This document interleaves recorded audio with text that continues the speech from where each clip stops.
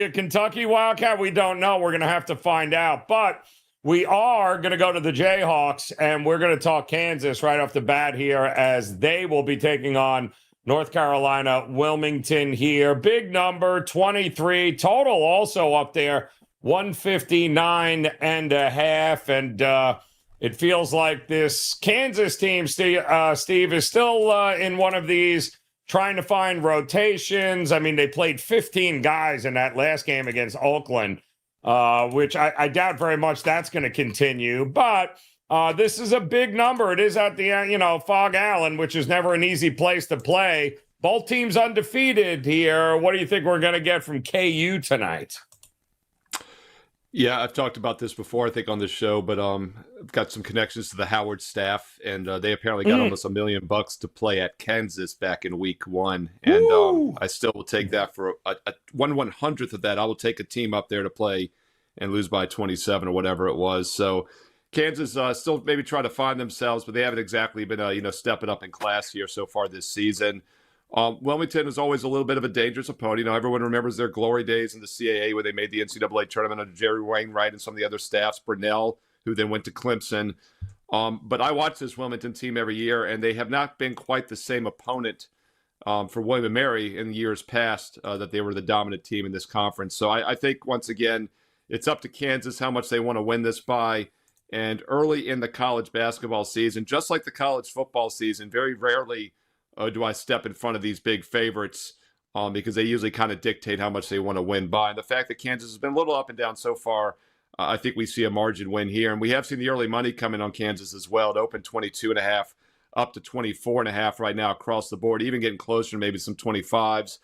Total has risen quite a bit, 154 range up to about 160. So definitely some sharp move on the over.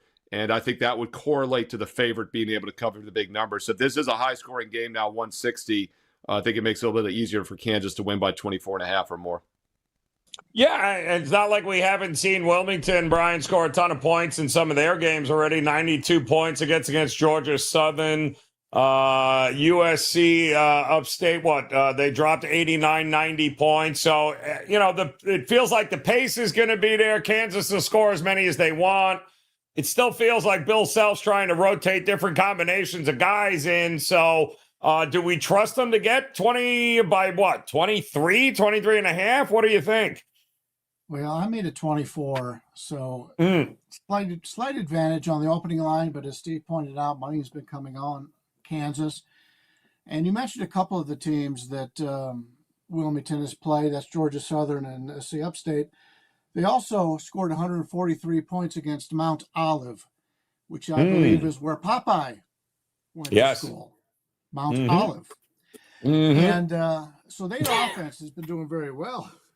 But that defense is one of the worst in the country right now. They've really struggled defensively in some of these games. And when you're struggling with the likes defensively of the teams that you've already played, which are not very good, when you face a team in Kansas who probably has a top 10 talent class, they can score at will here. We've talked in the past about Hunter Dickinson being such a tremendous player. They've got the talent here, even though they do have a few guys that are out at the moment, out for the season. But they're a very deep team. Anytime you play a situation where you've got the team playing at home, and as you mentioned, they played 15 guys last time out. I still think they'll play a lot of players in this game. But the problem is, by the end of the bench, those guys are better than what NC Wilmington has. So if I wanted NC Wilmington, I would probably take a look at the first half.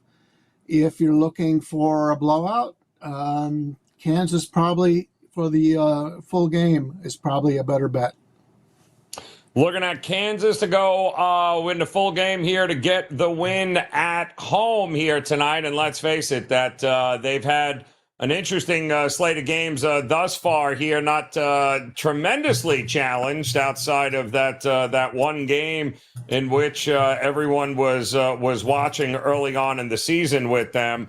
That game tonight, guys, I believe just around the 8 o'clock time frame. I think let me see, the opening tip is set for... Eastern. It is 8 o'clock Eastern. Okay, so 8 o'clock Eastern there. with Kansas and UNC Wilmington. All right, so then we got Michigan State also right around the same time for the tip-off against Samford. And this, too, is an interesting game. I'm not sure. It just feels like, Steve, this is another one of those Michigan State warm-ups, although a lot of people very not thrilled with this Izzo team this year, thinking maybe this is not exactly the most talented group. But like anything else, when it comes to Izzo and Michigan State, let's have this conversation again in January. Not necessarily while they're still trying to figure some things out. This feels like another big number here, though, Steve. What are you thinking with Samford and Michigan State? Yeah, in fact, it correlates well. Not only both games are transitions well, I should say. Not only both games at 8 o'clock Eastern, but Michigan State's one loss this season, of course, came to those Kansas Jayhawks. Yep. And it was actually a week ago here on Tuesday. Brian Leonard, and myself, and his cat, we were talking about that game. Cat would love to get a hold of a Jayhawk. Although I don't know how big is a Jayhawk. I'm not even sure that's a real bird. But I digress. They only shot 34.5% against Kansas. That was the issue there. They've shot 46% or better in the other 3 games this year. And I think they should have some success against Samford. This is a huge step up in class, obviously, for Samford after playing Texas Southern, North Alabama, and Rhodes College before that, a big 40-point win against Rhodes College. They did lose to Cornell, of course, new coaching staff. Brian Earl is now at William & Mary, so it's a little bit of a rebuilding year for Cornell. But they've played some really fast games, and like Brian said, Wilmington's not afraid to play fast, but when you're doing it against better teams, doesn't often work out. And what I want to look for a big underdog is a slow down, half court, keep it close style, and that's not how Samford plays. In fact, they've scored 97 points or more in all 4 of those wins, and they even scored 86 in that loss against Cornell. Not surprising, just like the Kansas game, we've seen money come in on both the over and the favorite. This total has gone from 161 up to 164, and it's gone from 15.5 to 17.5. So once again, big favorite in the over, probably correlated in this game just like the last. It's interesting, Brian, because we know Michigan State throughout the years with Izzo is not interested in getting in a track meet with teams a lot. But Samford is definitely going to want to make this a track meet. Man, a Michigan State game in the 160 is not something you'll often see here, but is it warranted, do you think, in this one? Yeah, this is a game where I kind of like Samford. My power ratings has them at 114, so they're a whole lot better than the NC Wilmington team we just spoke about. It's a team at Samford that, as we mentioned, they're third in tempo. They're going to want to go out there and run. Michigan State is more of a mid-tempo type of team, and as we've talked about, in fact, last week, Michigan State's a team, at least from my perspective, that is somebody that you want to bet on the second half of the season as opposed to the first. They'll get out and run here, but the problem is, Michigan State's got the better players. So if you're running at a higher pace, that gives Michigan State a little bit better of an edge because you got better players. Problem is, that's not what they normally do for the full game. They can run in spurts, but they don't do that very often. I like the Samford team. I made the line a little bit cheaper here. I prefer the underdog in this one. Feels like a lot of points for a Michigan State team still trying to figure it out. And Samford looking to keep the scoring going here. 162.5 in that one there, guys. Samford and Michigan State. Shout out, of course, to the chat room. And those of you joining us on the live stream, Big Daddy in the house, Titan CT. We got FB Coach ready to roll here. EA also. We're going to get to that Kentucky game for you, EA, here in just a minute here. And shout out to those of you guys joining us on Instagram. 50 nickel bands in the house. Good to see you. ShakeMan99 over on TikTok as well. If there is a game you guys are interested in talking about, drop it in the chat rooms here. And we will, of course, cover them towards the end here of the show after our best bets. But the big marquee matchup tonight, FS1, 9 o'clock Eastern time. Get ready for the most overrated team as far as I'm concerned. Purdue taking on Shaka Smart and Marquette at Marquette, of course. Purdue coming off that big win against Alabama at Mackey Arena, but this is not at Mackey Arena. This is in Marquette for this one here. This Purdue team, I don't know, seems to be getting a lot of love, Merrill, top 25. There's no doubt this is a good team, but I don't know how good they are. It feels very top-heavy with a majority of the scoring coming from just 2 or 3 guys on this team. There's not a lot of scoring, not a lot of depth on the bench. Feels like Marquette doesn't lose these games at home very often. So are you leaning one way here? Yeah, you're moving the betting markets by saying they're overrated because this opened as low as 2.5 in a lot of spots. Other books open around 3, and now it's 5. Money coming in on Marquette, that is. So definitely seen a move to Marquette of more than a full basket so far. Question becomes, is there value now with Purdue at +5? You know, last Friday, I was here on the show with Adam Trigger and you, Joe, and we talked about that Alabama-Purdue game, and Purdue did pull the upset as a 4-point dog on Friday. 87-78, high-scoring game that got up and over that total. We'll see if Marquette plays fast or not in this game. If you look at their tempo rating for this season, currently 94th, and Shaka normally a little bit more up-tempo than an average team. Last year, I believe they finished right around 92, so it's almost identical to where they were last year. Purdue, of course, likes that slow-down half-court style. They're in the 300s again this year. So I think now that it's at +5, all that value, if you like Marquette, is probably gone. And it's going to come down to tempo in this game. And if Purdue can slow things down, make it a half-court game. I know they beat Alabama in somewhat of a high-scoring game, but they still outshot them, played good defense. That's going to be the recipe here. So we have seen the line rise higher, yet the total go lower from 156 to 152, which I find a little strange because, once again, I think Purdue low-scoring, Marquette higher-scoring is probably what you're going to get here. But at 5 or more, I would say maybe there is some value with Purdue now. It's interesting, Brian. I mean, they've got Braden Smith, which everyone knows was going to be the focus this year. TKR and his kid Fletcher Lawyer, the 3 of those combined for 51 points a game for them. They don't have anybody even averaging 5 or 6 points after that, which means not a lot of depth, not a lot of trust. I don't. It just feels like on the road asking them to pull this win out is a bit much. Do you agree with the market move towards Marquette? I don't. In fact, I was looking to play Marquette, thinking I was going to get a lot better number than what I did. Hey, Purdue beat an Alabama team who I really like. I think Alabama was very good. And for them to beat a team like that, I think that prepares them a little bit here for Marquette. You mentioned Braden Smith playing 35 minutes a game. They've got 3 other guys playing in the 20s. But, yeah, they don't have a ton of depth. And they're not a team that likes to run. Their true tempo right now is 296. Marquette prefers to run, but I'm very surprised this line has taken this kind of money against this Purdue team. I mean, naturally you would think they would have a letdown after losing their big center in the offseason, going to the pros, but and they were very lucky last year, but they were a team that a lot of people faded a lot last year, and they continued to prove them wrong. Until they lose, I think there's value there. I have this is they're playing a much better opponent rank so far this season, and I think Purdue's got the better offense. I've got their offense ranked 5th. So even though the setup for Marquette looks pretty good, they do play on a really strong home court. This line has got me interested in Purdue. I think the line should have probably been about 3.5, and now we're getting upwards of 5.5 with Purdue. Yeah, the market is certainly moving that way. It'll be interesting to see if we get any sort of buyback there towards the tip-off. And again, that game, 9 o'clock Eastern time on FS1 right now. Hey, but Joe. Initial move definitely towards Marquette. What do you got, Steve? You know, I was just looking up Friday, too, because I knew we talked about that game in Marquette, Maryland. You know, the market was wrong with both these teams on Friday. They bet on Marquette.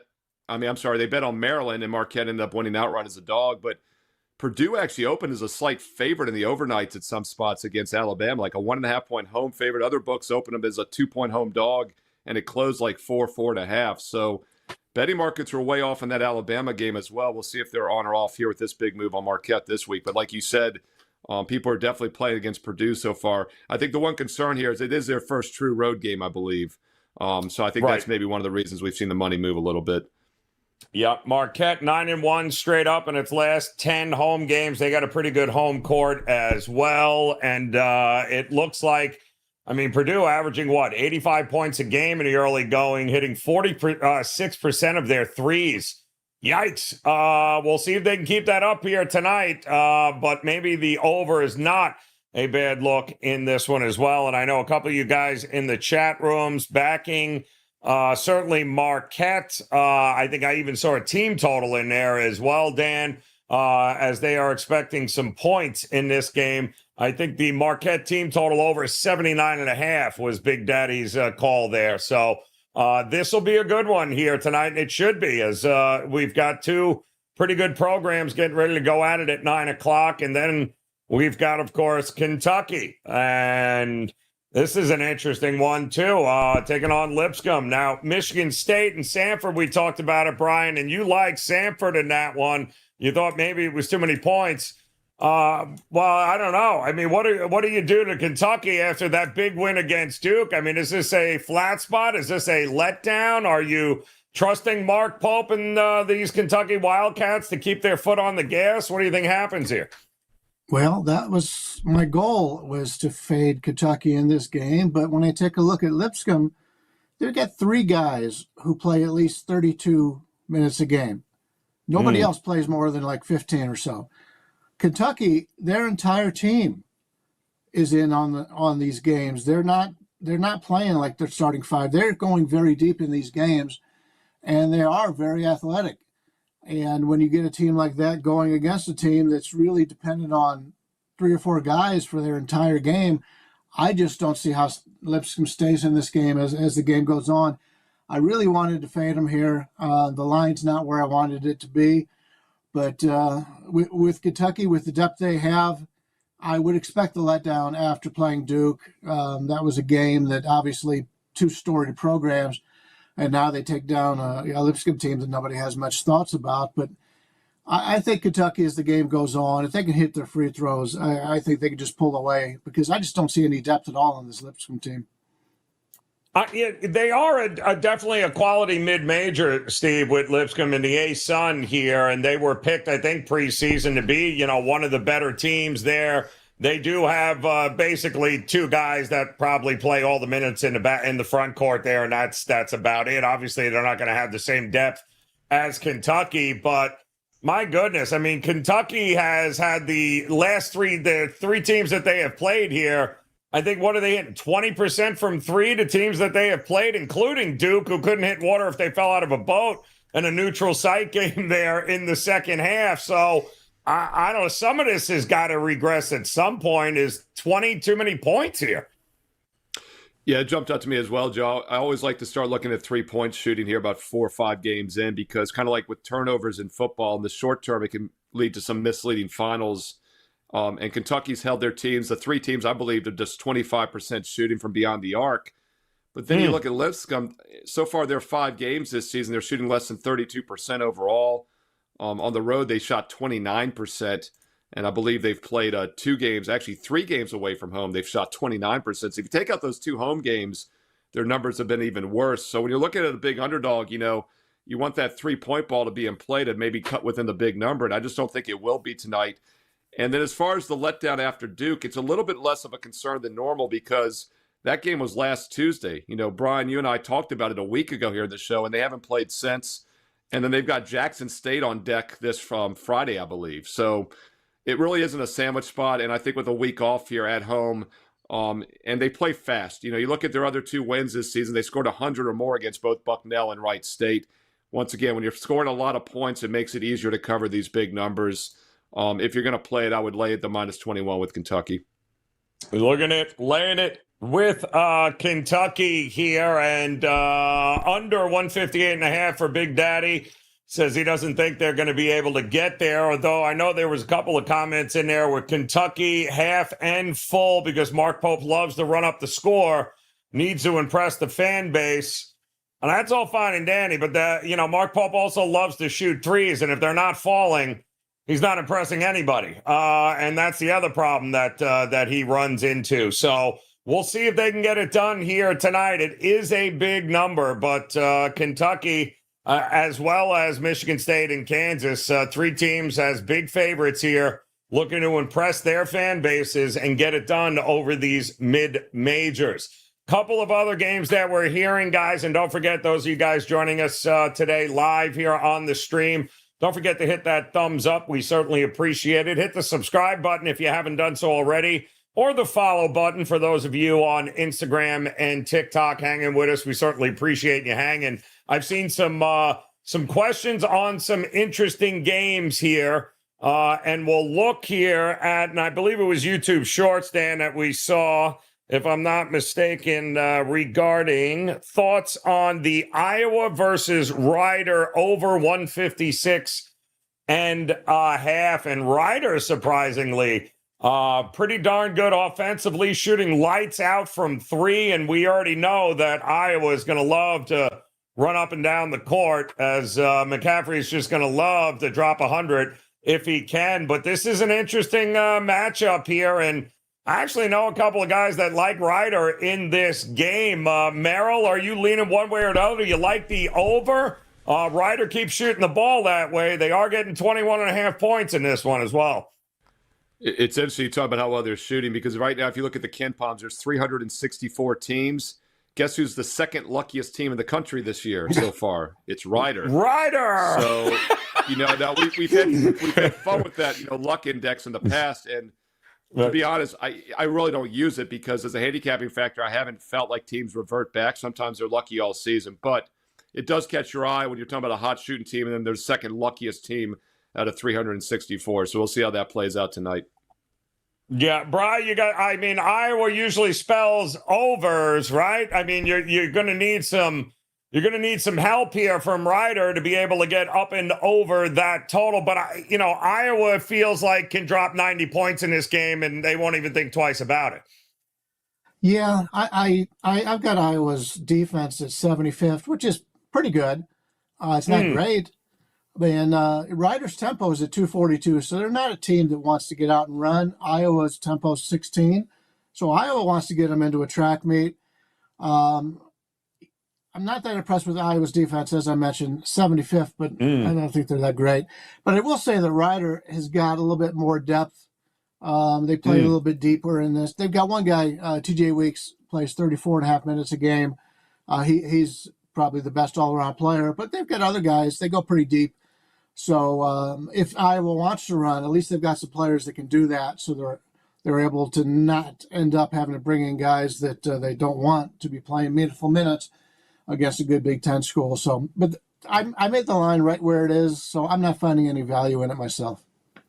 All right, that's Iowa for you there. We've got another, of course, and it can't be the champs, two-time champs, UConn in action here tonight. Of course, I think they're laying close to 40 now, Merrill. Not exactly running to the window to lay 40, although they'll probably cover it. But I believe there was a question or two about maybe the team total by David Silva here, maybe looking at UConn to get it done and just score, and score again. What do you do? You said you don't mind these big favorites this time of year, but damn, that's a big number here.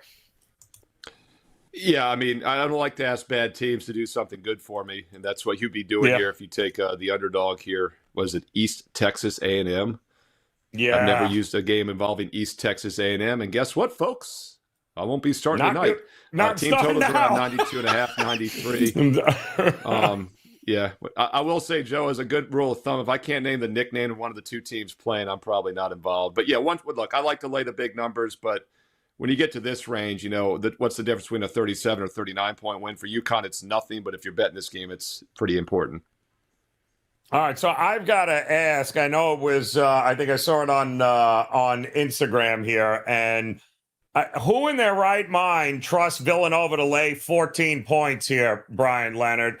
Because it sure as hell ain't me here. I'm not a big Kyle Neptune guy. I think they're so ridiculously one-dimensional now with 40-year-old Dixon there is the only guy that can actually score for Nova. I mean, PENN isn't exactly lighting it up either offensively. They're still trying to figure some things out, but my goodness, that's a big, that opened up 14. What is it up to 16.5 now? I mean, you have enough confidence in Nova to lay that? Well, first of all, Texas A&M Conference. Commerce. East Texas A&M Commerce, yes. That's the one that changed their name this year. Brian, so maybe you have played them WagerTalk in the past. Yes. But yeah, there was a few teams that changed their name a little bit coming into this season. I made the line in this one a little bit lower. Villanova is just not the same team as they had been in the past. Oof. They do have the better offense in this one, obviously. I rank their offense at number 57, but they just have a problem laying big numbers with Villanova. They worked out well for me in prior years, but anymore, it's not something I'm looking to do. Both teams are very slow. Villanova 314, the tempo rate for Penn 343. So we're getting something here where points are going to come into premium, and anytime it's a lower scoring game and I could catch double digits against Villanova, that's probably the way I'm going to take a look at this one. Yeah, I mean, I don't know. Merrill Nova is just not the Nova of years past. I don't know that the market has adjusted to it just quite yet. They were laying this kind of number against Columbia. Columbia beat them outright, early a couple of games ago. So, for two teams that are in no rush to run up and down the court, boy, that feels like a big total too, doesn't it? Yeah, and keep in mind, Penn qualifies as a rival dog also. And we talk about this a lot in November in college football. You get these big rival dogs. And I don't think Villanova is going to necessarily overlook them. They probably want to beat them as well. But once again, winning by more than 16 or winning outright are two different things. And also, this line opened around 13. Now it's up to 16. So it's a pretty big number. I agree with Brian. I mean, two slow teams here. A 141 total to have teams that are both in the 300s. Seems like the under here. And I know we barely missed that Friday, Joe, when you and Adam and I talked about the Virginia Villanova under. It landed at 130, by the way, and it closed 127. I think it had opened as high as 131, so it actually went under the opening number. Yeah, under 141 makes a lot of sense here, and that also probably does favor a big dog catching 16 points. If it's a low-scoring game, I would say they're definitely correlated. All right, we got. We'll get to best bets here in a second, but I'll ask you guys because I'm seeing Bill Sandoval. I bet it, Bill, but I bet it on the money line because I don't trust Florida State as far as I can throw them. I mean, just look at that last game against Florida. It was over in the first half, and absolutely. Could you imagine a Florida State basketball game against Florida? And there was nobody in the arena watching any of it. There was nobody there. I mean, it has been what a change of events for Coach Hamilton there at Florida State. Now they welcome in one of the hot mid-majors in Hofstra, who's got depth, who's got experience, who's got kids that can shoot the three, Brian Leonard. It feels like Hofstra might be live here tonight against Florida State. Yeah, I definitely think they're live. When I'm looking at the team ranks, I've got Florida State 111, Hofstra 116. So these are two very competitive teams here. Obviously, the tempo is going to be a big differential here. We've got Hofstra coming in at 304, Florida State at 19. So Florida State's going to want to run on them. Can Hofstra stick with them? From a minutes per game thing, they've got like 3 or 4 guys that play 27 minutes or more. That may be the differential in this game, is they just don't have the experience depth in case Florida State gets out there to try to run. Florida State's main offensive player, Jameer Watkins, he only plays 27 minutes a game, so that's the most on the team. So they've got a lot more depth. In the first half, I could see Hofstra sticking in here, but as the game goes on, they may wear out because of that short rotation that they use. So I'll take Hofstra here in the first half. I'll take those points. Yeah, it feels like, Merrill, that this is a big number. Now, obviously, length and athleticism will be in favor of Florida State. But what is it you always say about mismatched tempos? Is it easier to slow down a fast team or speed up a slow team? I think it's definitely easier to slow a game down. And whenever we get a quality underdog that can slow down a fast team, it makes my short list. And I do agree with Hofstra here. And I don't think I've ever in 29 years as a professional handicapper used a cross-sport handicap for like college and pro football. But you got to wonder, as much of a train wreck as it's been this year for the Florida State football team, is that going to linger into the basketball season? I mean, I'm not using that as a factor, but I definitely don't think it's a positive because this was a team that was top 10, and they're just horrendous in football this year. And you got to wonder maybe if this basketball team is going to be a bit overrated as well. Not a good loss to Florida on Friday. And you look at Hofstra, they've played back-to-back games away from home. They beat Seton Hall on a neutral court outright as a 5-point dog, and then they won at UMass on Saturday outright as a 5.5-point dog. So it's a little bit of a trip here. but they've shown the ability to win on the road as an underdog. And if they can slow this game down and frustrate Florida State, the Seminoles' offensive rating is not much better than Hofstra's. Even though they play fast, they've been more of a defensive team this year. So I do think Hofstra's a live dog with head coach Speedy Claxton, who I will probably be seeing later in person this year when they play William & Mary. Hofstra's been one of the better teams in the CAA, and Claxton's been heading in the right direction with that program. Yeah, no, very, very good. The Hofstra Pride, definitely worth taking a look at here tonight on the road, taking on the Florida State Seminoles here. All right, so let's get to a couple of best bets here across the board. Again, some 40-some-odd games on the board here tonight, so we got a little more to choose from than we did yesterday. Brian, tell us what you got locked, loaded, ready to roll at WagerTalk.com. And then, of course, give us a best bet here tonight. What are you looking at?